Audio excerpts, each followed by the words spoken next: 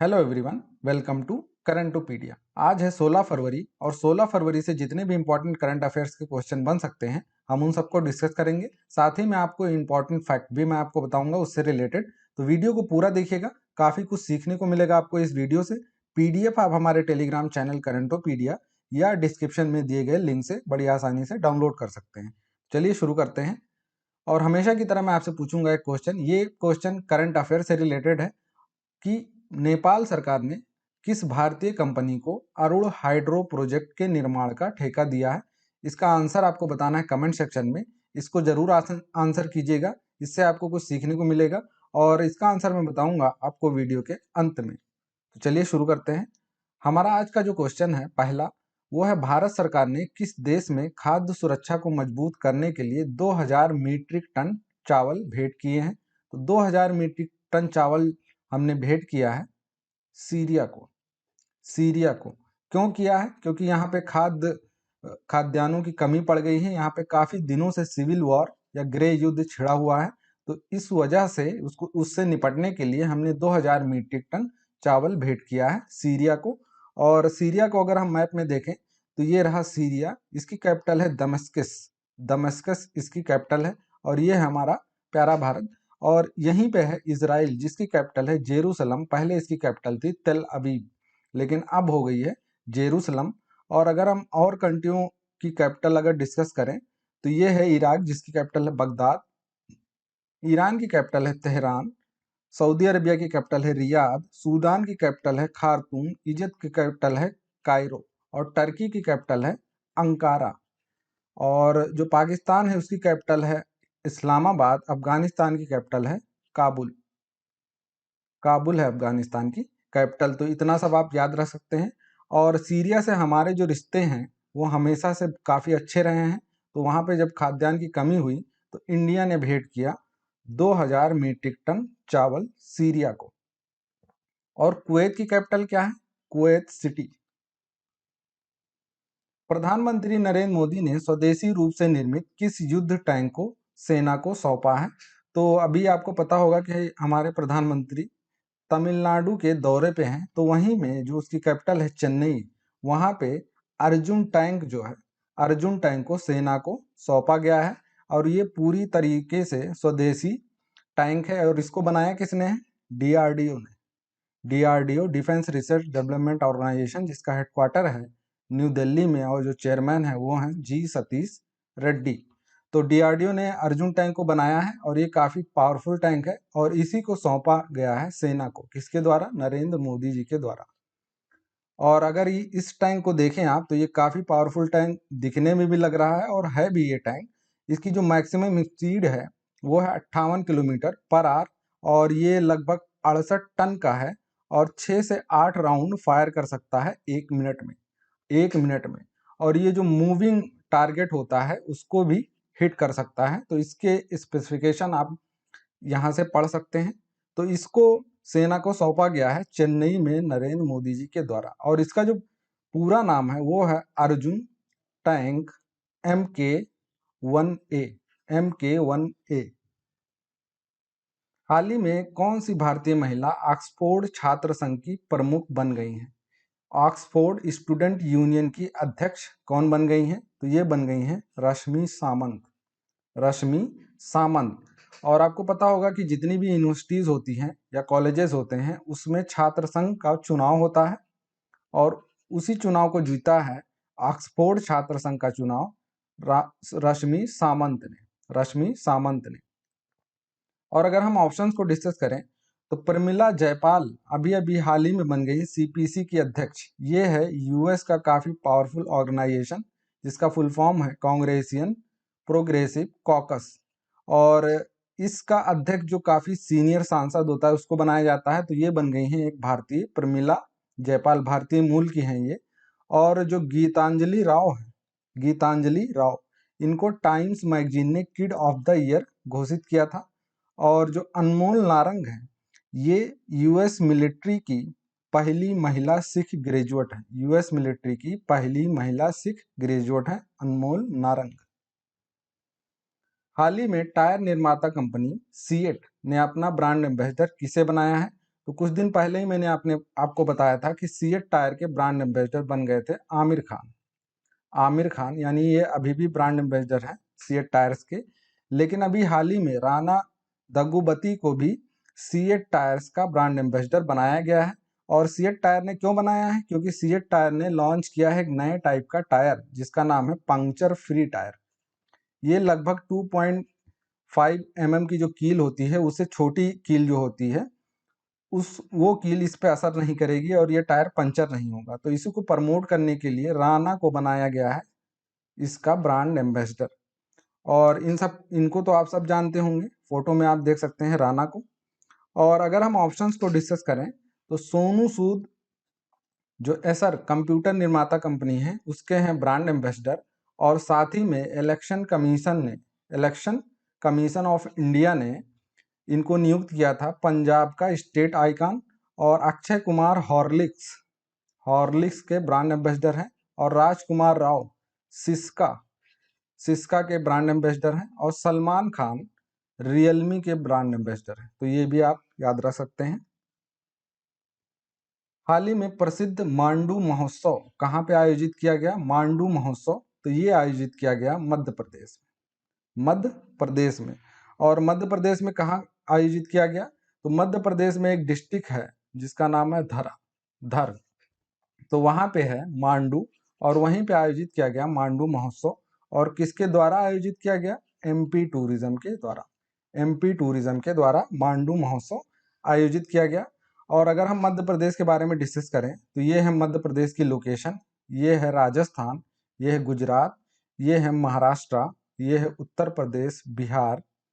तो इसकी लोकेशन आप दे सकते हैं मैप में।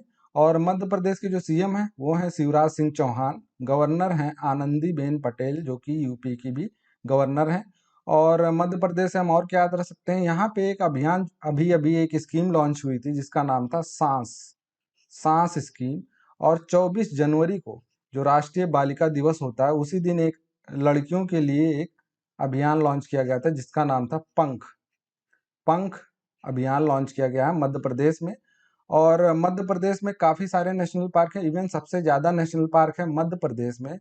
और सबसे ज़्यादा टाइगर रिजर्व भी हैं मध्य प्रदेश में।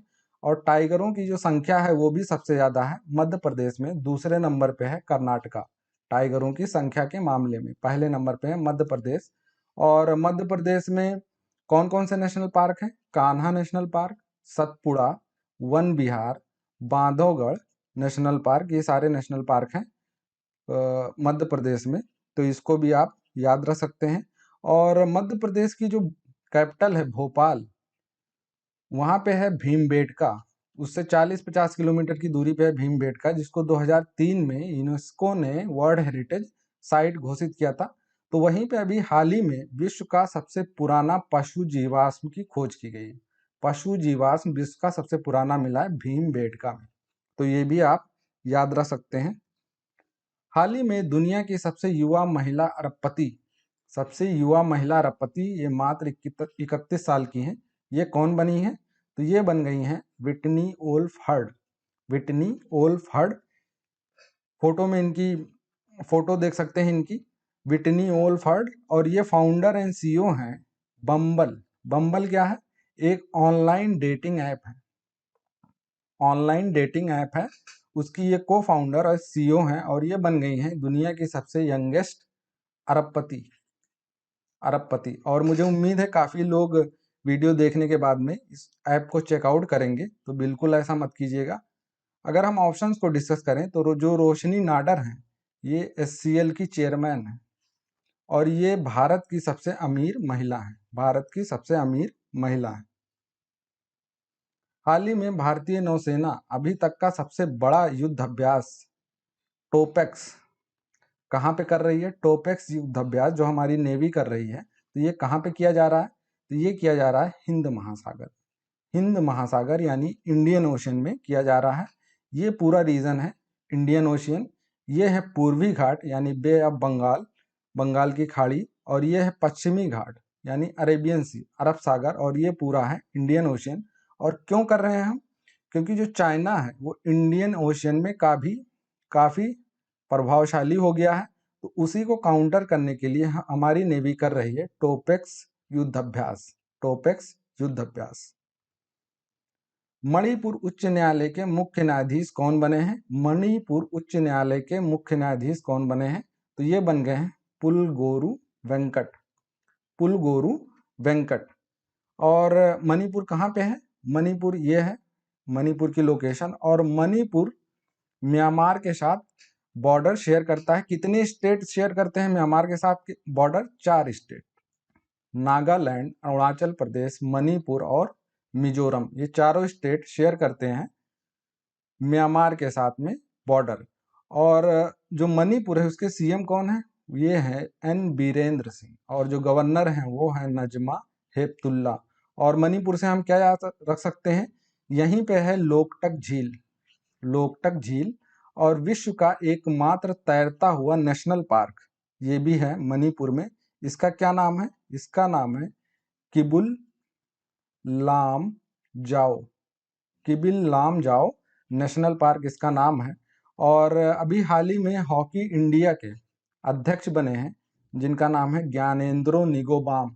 वो भी नॉर्थ ईस्ट से हैं और पूर्वोत्तर भारत से हॉकी इंडिया के अध्यक्ष बनने वाले ये पहले व्यक्ति हैं। तो ये भी आप याद रख सकते हैं। और अगर हम ऑप्शंस को डिस्कस करें तो हिमा कोहली अभी हाल ही में बन गई हैं तेलंगाना की चीफ जस्टिस, हाई कोर्ट की चीफ जस्टिस। राघवेंद्र सिंह चौहान ये बन गए हैं उत्तराखंड के चीफ जस्टिस। मोहम्मद रफीक है मध्य प्रदेश हाई कोर्ट के चीफ जस्टिस। और भारत में कितने हाई कोर्ट हैं? ये हैं 25। और जो 25वां हाई कोर्ट बना था वो कौन सा था? अमरावती हाई कोर्ट, जो कि है आंध्र प्रदेश में। और दिल्ली एकमात्र ऐसा यूनियन टेरिटरी है या केंद्र शासित प्रदेश है जिसका खुद का हाई कोर्ट है। और दिल्ली बना कब था? राजधानी 1912 में। ये भी आप याद रख सकते हैं। अगला क्वेश्चन है हाल ही में जारी डेमोक्रेसी इंडेक्स 2020 में किस देश ने टॉप किया है? ये क्वेश्चन मैंने रिवीजन के लिए रखा है क्योंकि ये काफी इंपॉर्टेंट क्वेश्चन है, इसलिए मैं इसको रिपीट कर रहा हूँ। और इसको टॉप किया डेमोक्रेसी इंडेक्स 2020 को नॉर्वे ने। नॉर्वे ने। दूसरे नंबर पे रहा आइसलैंड। तीसरे नंबर पे रहा स्विट्जरलैंड। और इसको जारी कौन करता है? EIU, इकोनॉमिक इंटेलिजेंस यूनिट, जिसका हेडक्वार्टर है लंदन में। तो ये भी कभी कभी पूछा जाता है कि कौन इसको किसने दिया है इस इंडेक्स को। और इसमें हमारी क्या रैंक थी, यानी इंडिया की कितनी रैंक थी डेमोक्रेसी इंडेक्स में? तो हम थे 53 पे, 53 रैंक पे थे। और कुछ दिन पहले ही ह्यूमन राइट इंडेक्स भी आया था जिसमें था नॉर्वे नंबर 1 पे और इंडिया की रैंक थी 131। और हाल ही में दिया गया था ग्लोबल हंगर इंडेक्स जिसमें भी था नॉर्वे नंबर 1 पे और इंडिया की रैंक थी 94। और करप्शन इंडेक्स आया था कुछ दिन पहले, आपको याद होगा, तो उसमें था डेनमार्क। डेनमार्क था नंबर 1 पे न्यूजीलैंड के साथ में, यानी डेनमार्क और न्यूजीलैंड थे करप्शन इंडेक्स में नंबर 1 पे। और इंडिया की क्या रैंक थी? इंडिया की रैंक थी 86। 86। और साउथ कोरिया जो इनोवेशन इंडेक्स आया था, इनोवेशन इंडेक्स, उसमें था साउथ कोरिया नंबर 1 पे और इंडिया की रैंक थी 50। इंडिया की रैंक थी 50। और कुछ दिन पहले ही नीति आयोग ने इनोवेशन इंडेक्स 2.0 दिया था जिसमें था कर्नाटका नंबर 1 पे बड़े राज्यों में, छोटे राज्यों में था दिल्ली नंबर 1 पे। और नीति आयोग ने अभी हाल ही में जारी किया था आकांक्षी जिलों की लिस्ट जिसमें नंबर 1 पे था श्रावस्ती जिला, जो कि है यूपी में, नेपाल के बॉर्डर के पास में। तो ये भी आप याद रख सकते हैं। हाल ही में विश्व व्यापार संगठन यानी WTO की पहली महिला महासचिव कौन बनी है? सेक्रेटरी जनरल कौन बनी है WTO की? तो ये बन गई है नोगोजी ओकोंजी इविला। तो ये कहाँ की हैं? ये है नाइजीरिया की। ये हैं नाइजीरिया की। और अफ्रीका की पहली महिला हैं जो WTO की महासचिव बनी है। तो ये भी आपको याद रखना है। WTO बना कब था? 1995 में। और इसका जो पुराना नाम था वो था गार्ड, और गार्ड बना था 1945 में। 1945 में इसको बदल के कर दिया गया था WTO बाद में 1995 में। और इसका हेडक्वार्टर कहाँ पे है? जिनेवा में। जिनेवा कहाँ है? स्विट्जरलैंड में। ये भी आप याद रख सकते हैं। अब लौटते हैं हमारे क्वेश्चन पे। तो नेपाल सरकार ने अरुण हाइड्रो प्रोजेक्ट का निर्माण का ठेका किसको दिया है? तो ये दिया है सतलुज जल विद्युत निगम को। सतलुज जल विद्युत निगम को दिया गया है अरुण हाइड्रो प्रोजेक्ट के निर्माण का ठेका नेपाल के द्वारा। और नेपाल की कैपिटल क्या है? काठमांडू। करेंसी क्या है? नेपाली रुपया। तो आज के लिए बस इतना ही। मिलते हैं कल 17 फरवरी के इंपॉर्टेंट करंट अफेयर्स की वीडियो के साथ रात को 8 बजे। तब तक के लिए पढ़ते रहिए, मुस्कुराते रहिए और देखते रहिए करंट टू पीडी।